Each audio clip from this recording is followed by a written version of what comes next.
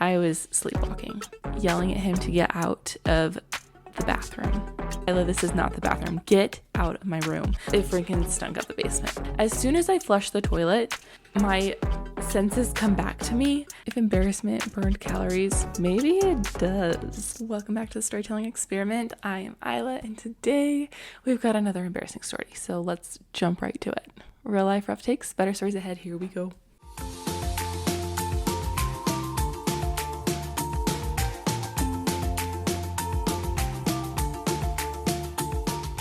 I feel like if embarrassment burned calories, which does it, because like usually when you get embarrassed you start sweating and stuff, so maybe it does. I'll have to look that up later. If embarrassment burned calories, then I would constantly be losing weight because I'm always embarrassing myself, and not always intentionally. Back when I was around 10, I want to say 10, I could have been younger, but we're gonna go with 10 for the sake of the story. My sister and little brother and we stayed up way too late watching Netflix, and I believe it was either Monk or Psych, because those were like our shows at the time.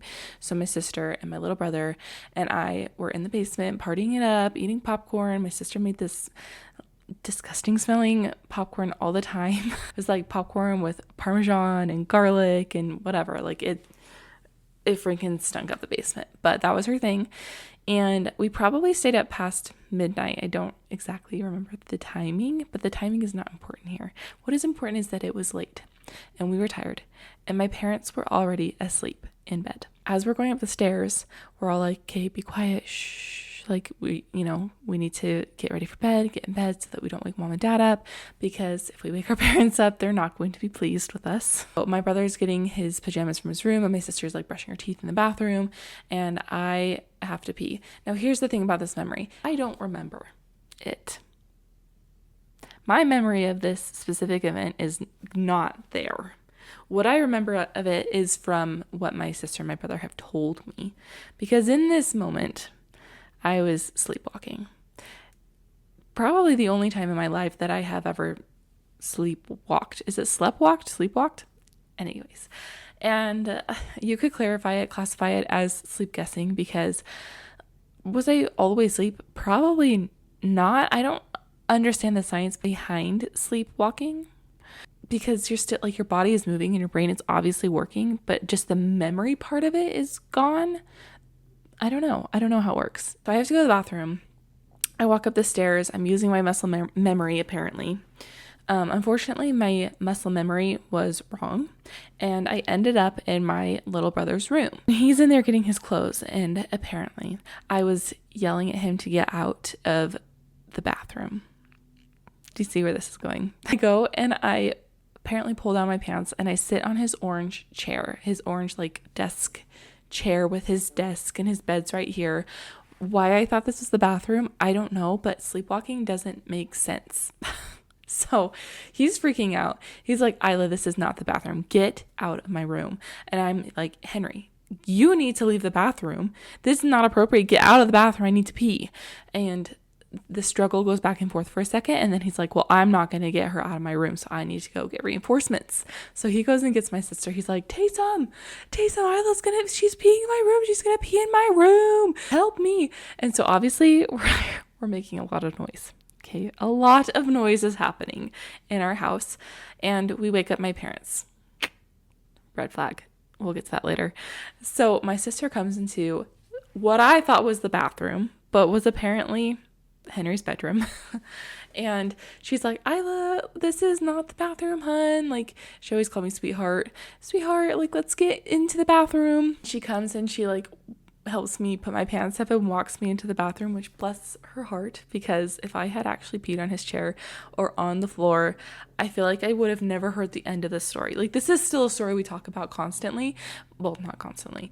It comes up periodically, but if I had actually peed in his room, can you imagine? I would never live that down. So Henry and Taysom get me into the bathroom, and I go pee. As soon as I flush the toilet, my senses come back to me, and essentially I wake up from this sleepwalking phase, and I wash my hands. I come out of the bathroom, and Henry and Taysom are freaking busting up. They are on the floor, essentially just like cracking up, dying. You know, what is it called? Rolling on the floor, laughing or something? ROFL. Again, back to the 2010s. Anyways, they were on the floor, dying, laughing. They were so loud. They were like hysterical. And I come out of the bathroom so confused because I have no idea what just happened other than I just flushed the toilet, washed my hands, came out of the bathroom. You know what I'm saying? I come out of the bathroom and they're like, you almost peed in Henry's room. I can't believe that almost happened. Dying. They're dying. My dad opens the door from his bedroom and he's like, shut it. It's too late. Go to bed. Closes the door. And we're like, oh, trying to like hold it in because at this point I'm like laughing too. I'm like, I can't believe I did that. So we're all like trying to stifle our laughs, but I feel like that makes it worse. And so we're just dying all together now. And eventually we're able to like calm down. I feel like my dad might have had to come out of the bedroom again and be like, no, seriously, go to bed. He's very firm about bedtime specifically. Like always, if my dad says something, you listen, especially with bedtime. If we were too loud or not we were supposed to be, then hammer dropped. So none of us wanted to get into trouble, so eventually we just disparted and went to bed.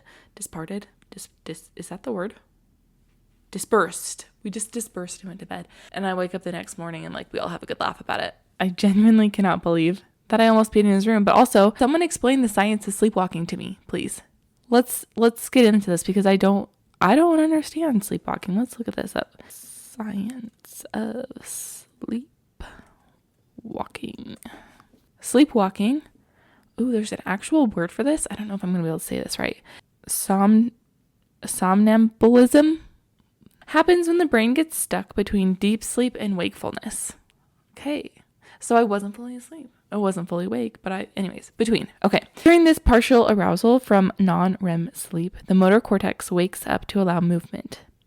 But the prefrontal cortex, the brain's decision maker and conscious awareness center, remains asleep. Oh, crazy. That's crazy. So there's partial arousal. It primarily occurs during stage 3 deep sleep slow wave, non-REM sleep, usually within the first few hours of the night. Okay.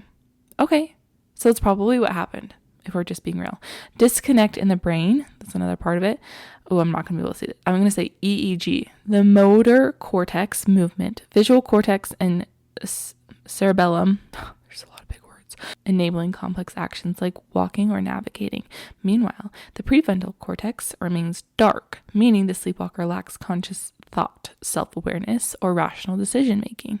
And then no memory. The hippocampus, which is responsible for consolidating memories, stays in a deep sleep state during the event, explaining why sleepwalkers rarely remember their midnight wanderings. Okay, common triggers. I have to go into this for you guys because now I'm like in it. This is interesting. While sleepwalking is most common in children, it can persist or reemerge in adults. Episodes are typically triggered by factors that disrupt normal sleep cycles or cause deeper than normal sleep. So in this specific story of me, I'm sure that I had fallen asleep in the basement and then my sister like tried to wake me up to come up to bed and I didn't fully wake up. Like my motor reflexes were working, but my decision making was not.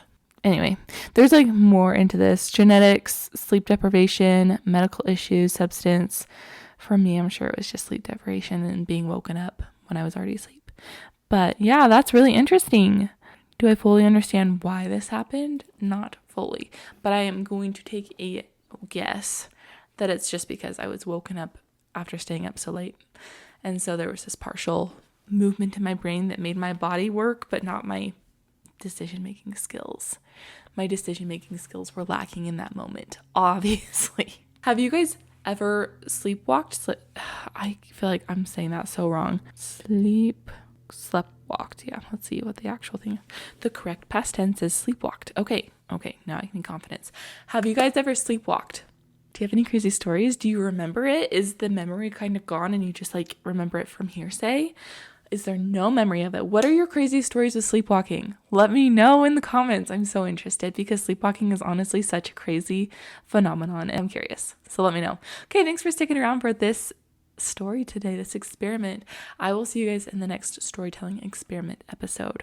Real life, rough takes, better stories ahead. I'll see you guys next time. Bye.